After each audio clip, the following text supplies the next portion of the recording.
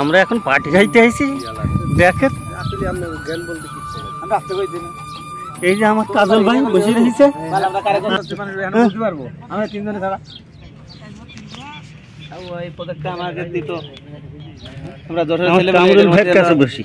যশোরের ছেলেপেলে এটার মধ্যে আমরা ই করতাম, মাছের চাষ করতাম। আমাদের রান্না শেষ হয়ে গেছে, কিছু লোক বাকি আছে তাদের জন্য ওয়েট করতেছি। এর ভিতরে আমরা কিছু মজা করছিলাম। আমার মিজান আইছে, আলী বাবা ঘুমাই ঘুমাই আইছে, চামচা পানি। কাজের ভয়টা আগে আসেনি আর কি। হ্যাঁ চামচা। এই যে আমরা এখন পার্টি খাতে এসে বসে রয়েছি। আপনারা সবাই আমার লাইভ চ্যানেলে আমাদের ড্রেসিং টেবিলটা দেখেন। এই যে আমাদের ড্রেসিং টেবিল। এটা পুকুর কাটাচ্ছি, বললি না মাছ হলো। পিছনে ক্যামেরা দাও। এটা আমরা পুকুরের ই করছি, আগামীতে আমরা মাছ চাষ করবো।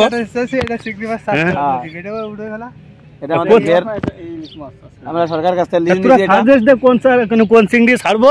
গলদা চিংড়ি চাষ হবে। বলবি যে এটা পুকুর কাটাচ্ছি মরুভূমিতে, দেখেন এটা কত বড় পুকুর কাটাচ্ছি। কিছুদিন পরে এটার পানি দিয়ে ভরা হবে, তারপরে পুকুরে আমরা চিংড়ি চাষ করবো।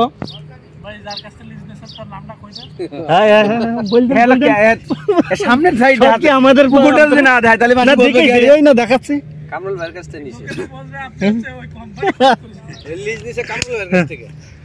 পুকুর জায়গা তাহলে ওই যে উট চাষ করছে। হ্যাঁ পুকুরে নিয়েছি বহু। আমরা এই ভিডিওটি মজার ছলে করেছিলাম। তো দেখতে যদি আপনাদের একটুও ভালো লেগে থাকে তবে লাইক করবেন, কমেন্ট করবেন, শেয়ার করবেন। আর যারা চ্যানেলটি সাবস্ক্রাইব করে নেয় তারা প্লিজ চ্যানেলটি সাবস্ক্রাইব করবেন, বেল বাটনটি বাজিয়ে দেবেন, অল নোটিফিকেশন প্রেস করে দিবেন, যাতে ভিডিও আপলোড দেওয়ার সাথে সাথে আমার ভিডিওটি আপনার মোবাইলে নোটিফিকেশনে সবার আগে পৌঁছে যায়।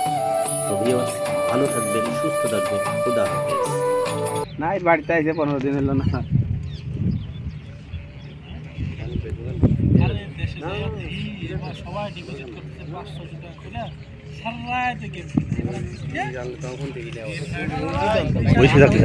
ঘুরি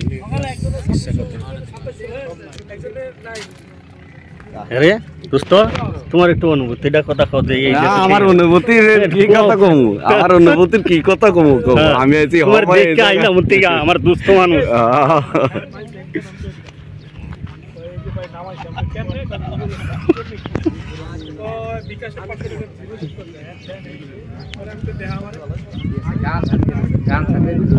না গান দিই আমার দোস্ত, আমরা এক কোম্পানিতে কাজ করি।